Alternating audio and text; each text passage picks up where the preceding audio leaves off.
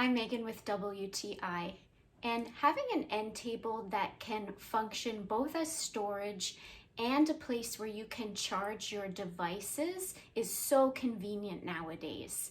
And this table by WASAGUN checks both of those boxes. This charging end table has really made a difference in keeping our living room neat and tidy. I just love that there are 2 plugs at the back as well as 2 USB ports. So you can charge up to 4 devices at the same time, which is amazing. One great thing about this end table is that the power bar can be on either side of the end table.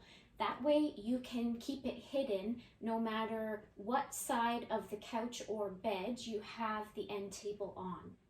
I also really love that when you're finished charging your devices, you can open the drawer in the front and hide them and tuck them all away so that you don't have to see them anymore. It's really convenient that there are 2 wired shelves at the bottom. You could use these to store your laptops or tablets, or you can put baskets in them to store other things and even store blankets on them. I love that it is the length of my couch. The WASAGUN table is a nice sturdy construction and it was really easy to assemble.